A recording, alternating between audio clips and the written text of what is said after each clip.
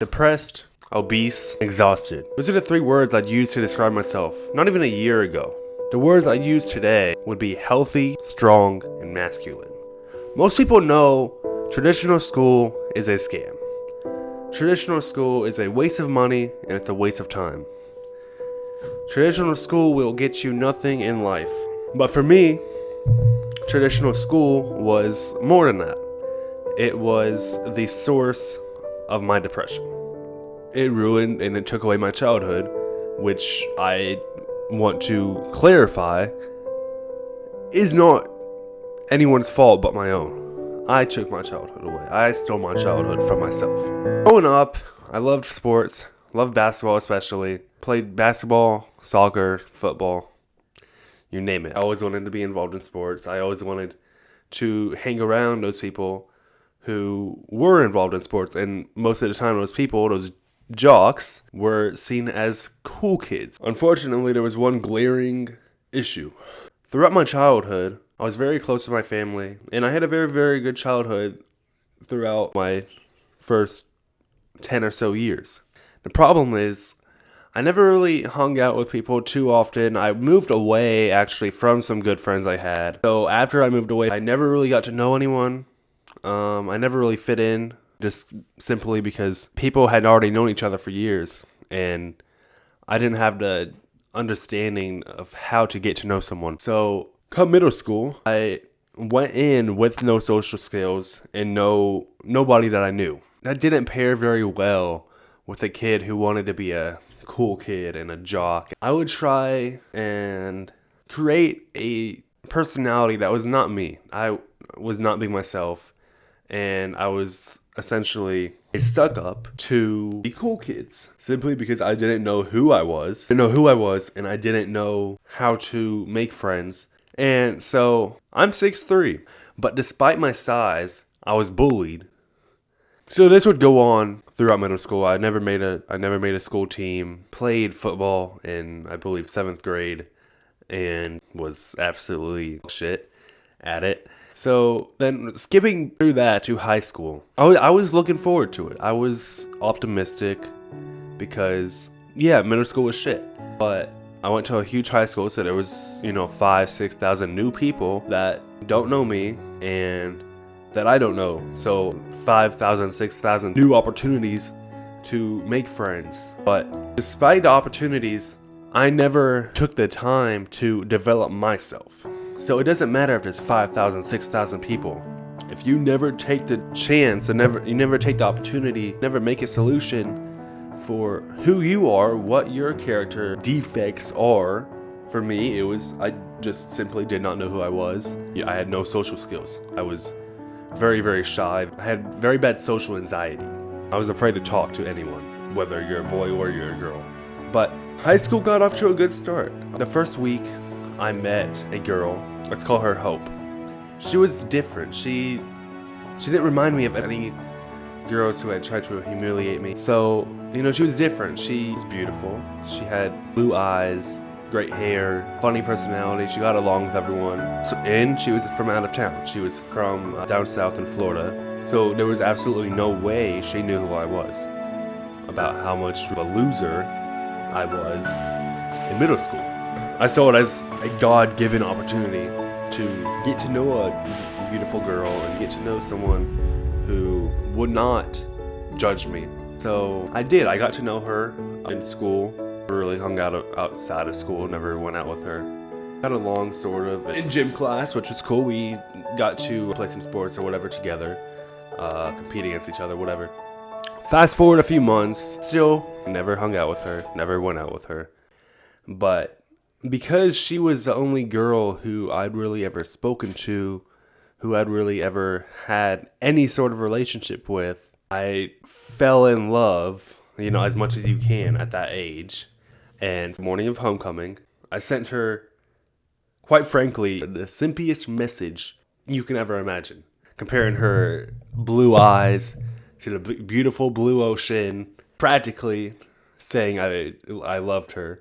A girl I really didn't even know, never saw outside of school, maybe texted a tiny bit outside of school. So, of course, She was driven away because, I mean, why would you want to see a guy who sends you all of this and you barely even know him?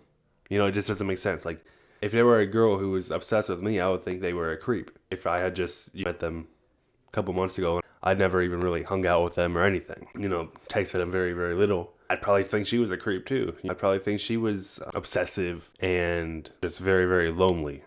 So she said no, but I was very, very stubborn.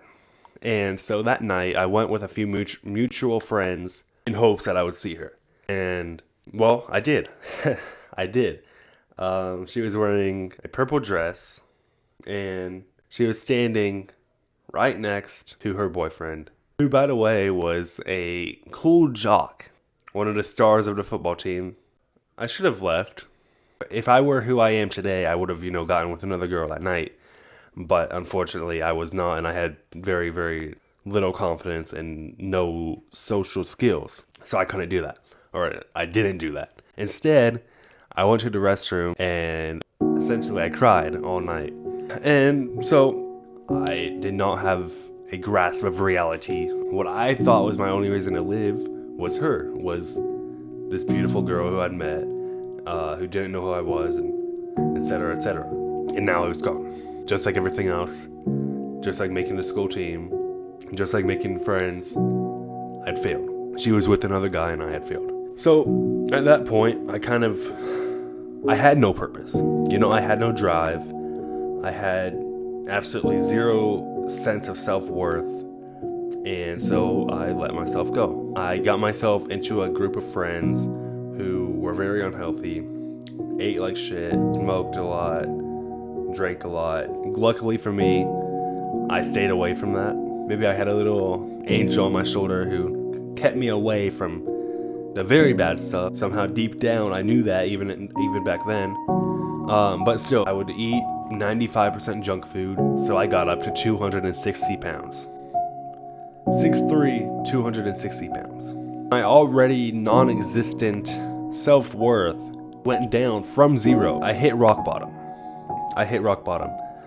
260 pounds, very, very ugly, no social skills, no confidence, nothing. I was broke. I hated myself. I hated my life. It was because I was living in my own circle. Not my social circle. I mean, I was living in my own bubble. And it was a bubble that was depressing. Because I grew up in a great environment as far as, money and family. I have great parents. I have a great family around me. But I didn't realize that because of how much I had put myself down. So I think that's very, very important, is just perspective. If I was able to take a step back and realize my life and realize how blessed I am, I think my childhood could have turned out a lot differently. I hit rock bottom, and eventually I dropped out of high school as a senior. I had one semester left. It's like 150 days. A few weeks later, I got into an argument with my dad. Small argument, but we had been getting in lots of arguments, so it was the tension that had built up. And that night, I got kicked out of the house. And so I was homeless for a night. I was able to barely afford a hotel for one night. And luckily I was saved the next day graciously by my grandma, who took me in for a couple weeks, supported me for a couple weeks until I found a place to live. So there was a very, very tense relationship between my parents and I, but we were still on talking terms, thankfully. So I moved into my new place. I stayed there about 2 months because I just could not afford it. It was about, I believe, $1,100 a month or so, and I couldn't afford it. So 2 months later, I moved back in with my parents. My relationship by then was much recovered. It was pretty tense. Moving back in was not really the desired outcome. It was not very expected from either one of us that would happen. First few months, I worked a lot. And then after that, May 1st, 2022, I had realized, what the fuck have I done with my childhood?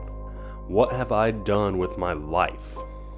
And I was pissed off. I was still very fat. I had lost, a few pounds from working with the trainer, who I also had burned a relationship with.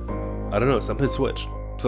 Somehow I'd seemingly overnight became very, very confident in myself. I did not have social anxiety anymore. So I would go to the gym on May 1st and I was talking to everyone. And immediately I became friends with basically everyone. And I became good friends with 3 of the biggest guys there. And so they kind of took me under their wing. They were older, they were 40, 50. So they'd been through life. They'd been through some shit.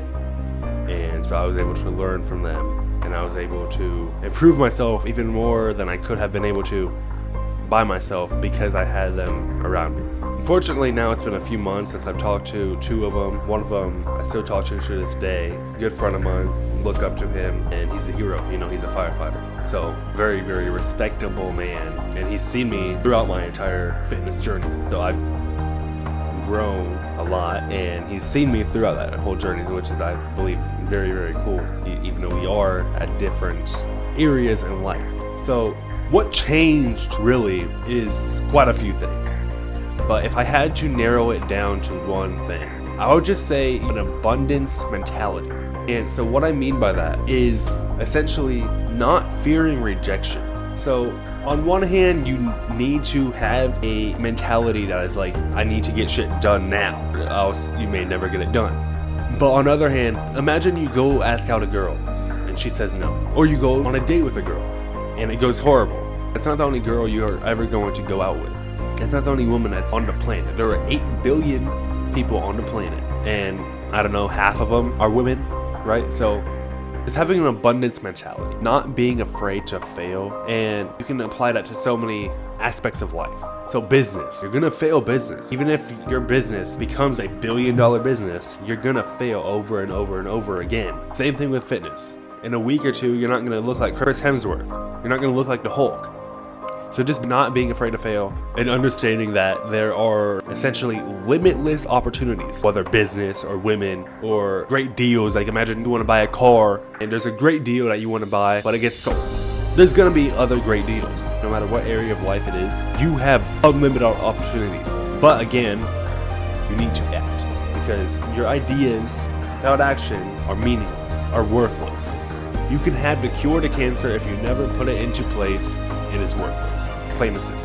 Guys, just wanted to come out here and say a few things before I let the video go. First of all, if you've watched all of this video, you've seen, who I am, who I've come from being, and who I've become, and who I'm becoming. And so chances are you might have a similar life, you might have a similar childhood, you might have grown up in a similar fashion. And so if you got all the way through, chances are you are ready, or you are already working on improving yourself and developing into the man you are going to be, and developing into the man you want to be. And so that's awesome. That's awesome that you are doing that. And that's awesome, that you are taking initiative, because no one is coming to save you. My goal here on YouTube and on social media as a whole is to document my journey, is to share my journey, and to help other men, especially young men, develop into the men they're supposed to be. Develop into strong, competent leaders of the future. I think you've learned a little bit of who I was and how I was brought up and what I've been through a little bit.